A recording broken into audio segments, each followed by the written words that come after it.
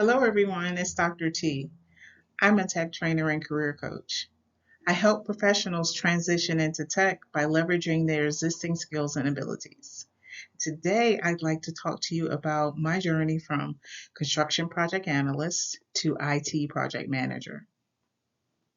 I was hired by a public utility to support a mandatory renewable energy project.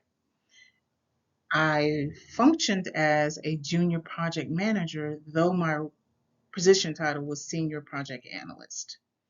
And I filled in when and wherever the Senior Project Manager was not available. I didn't have engineering experience and I didn't have construction experience, but I did have experience meeting mandatory requirements for HIPAA and SOX. I also had a PMP and I had IT project management experience. So, though the project was within construction, it followed the project management phases just like any and all projects do. This project management lifecycle is not just for software development, it's for all projects. All projects follow initiation, planning, execution, monitoring, and control, and closure. So this wasn't new to me. I was not onboarded until the execution phase of the project. So I did not have background in the initiation phase and the planning phase. I did have access to the documentation and was able to ramp myself up and understand what the mandate was that was driven out in the initiation phase. And then I had access to all the execution plans and was able to jump in and help support the project. Now, as a construction project analyst, I was able to establish so many relationships because the project had local, state, and federal stakeholders who tracked our progress and was engaged at every step. So, um, from a stakeholder perspective, I was able to just establish great relationships. And though I'm no longer with the company, I still have quite a few of those relationships. There have people in my professional network that still work at that company, and we're still friends.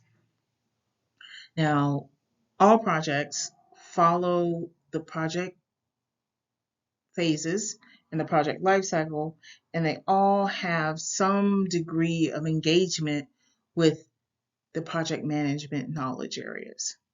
So I'm going to talk to you about some of the tasks that I was responsible for as the project analyst and how they related to the 10 project management knowledge areas, and then how I was able to leverage that knowledge and experience in the project management role. So I completed the project analyst role. We rolled out and commissioned the transmission lines, established and commissioned the substation, and erected and commissioned the wind turbines. So that project, I worked it for 2 years, and then I was recruited to join the GIS team to implement a GIS system within the same company. But as the project analyst, let's look at my responsibility in scope management. So I facilitated field-based construction project meetings. So we made sure that the teams met daily and discussed what the scope was for the day and what the scope was for the overall project. As a PM, I took that internal knowledge of how the company manages scope and was able to create the project charter and the project plans for the GIS project. Let's look at time management. From a time management perspective, as a construction project analyst, I was responsible for the construction punch list. And that's just a list of tasks that the team is responsible for on a daily, weekly, or monthly basis. So I was responsible for monitoring that and making sure that punch list items were completed and closed out. On the project management side within the company, I was now responsible for the entire work breakdown structure, so the WBS. Um, Thousands of tasks related to the GIS project, and I was responsible for monitoring the progress and tracking completion of work items and milestones. Let's go down to quality management. On the project analyst side, I was responsible for scheduling factory acceptance testing. And here, as we had equipment come in, um, we would go to the vendor site and test a sample of the equipment to make certain that it met our quality standards. So it was my responsibility to schedule those visits, and I actually attended a large majority of them. But on the project management side, I was responsible for tracking and reporting all project key performance indicators, and then documenting and managing the change control process. So if a stakeholder, or meaning a team member or customer, wanted to change the scope or introduce new scope, I was responsible for documenting that request and then managing the process for that request to be either implemented or denied. Let's look at my communication management requirements on the project analyst side. So on this side of things, from the construction progress tracking, I had the unique ability and pleasure of attending flyovers with the corporate communications photographer. So he and I would meet on Tuesdays at our flight area. We'd get in a helicopter and we'd fly over the construction site for him to take pictures so that he could take pictures.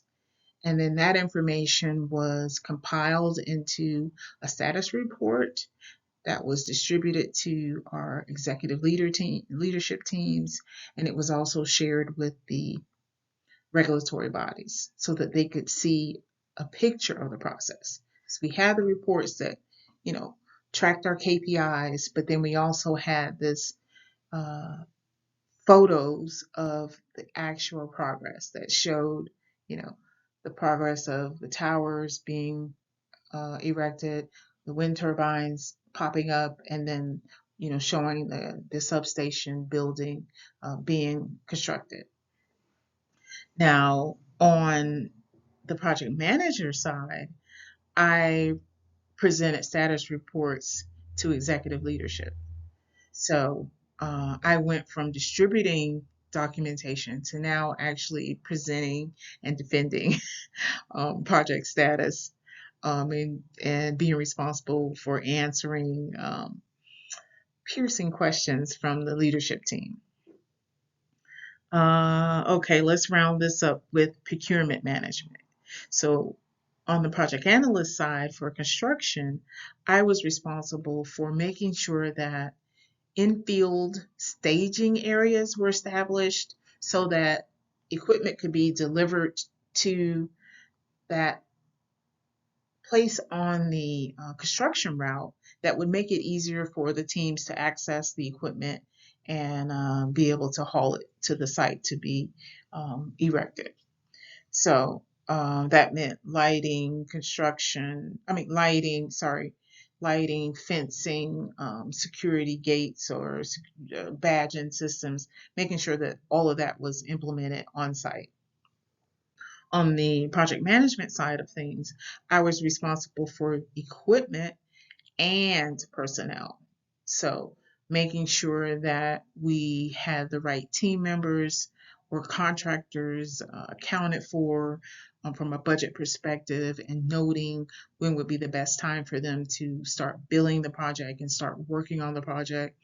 And the same for equipment, understanding those cases where we could have just in time delivery, and then those cases where, due to long lead times, we needed to have equipment purchased and delivered to our warehouses ready for distribution. So as you can see, I had quite a bit of responsibility within the project analyst role. I was not responsible for cost management on the project analyst side, but I was responsible for the project budget on the project management side of the house.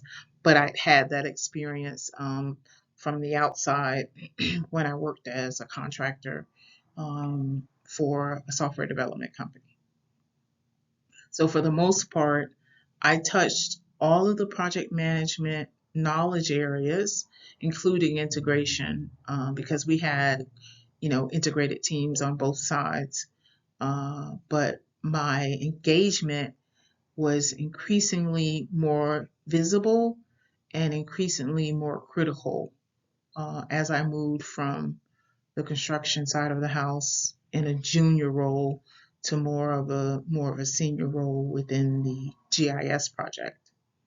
So I hope this breakdown and this discussion shows you how, going from a different title, and we talked about in other areas, using lateral moves if you have to get you to a point where you can transition fully into a tech role, might be a good way to get your start.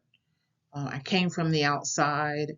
I had extensive interviews, and I had the opportunity to speak with my manager to get an understanding of why exactly she was bringing me on and what expectations she had for me in my role, and then what growth opportunities she had for me. And she did mention, other projects coming down the line. She didn't talk specifically about the GIS project, but that I would get the real organizational view of things if I joined as a project analyst. And, if I could not be bothered by the title or whatever, but to actually look at the high profile project, the ability to get exposure, and the ability to touch so many moving parts. I'm glad I did it.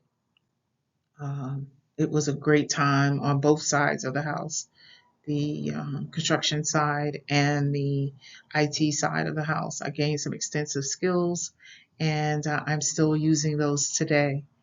So I just want to encourage you to focus on your plan, not looking specifically at a job title, but looking at the opportunity within the job that you're considering. As you prepare to transition to a project manager role, I recommend that you look at the various project management methodologies, Agile, DevOps, they're just Scrum. There are quite a few methodologies that are out there that companies are embracing to successfully move through those project management phases.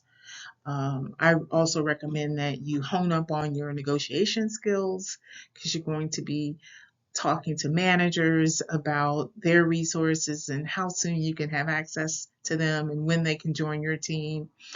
You want to gain and expand your knowledge on team building, because you'll be working with individuals, and at times you would want to get them together and just give them an opportunity to work with each other outside of a business related task, but to get to know each other and to just have some fun.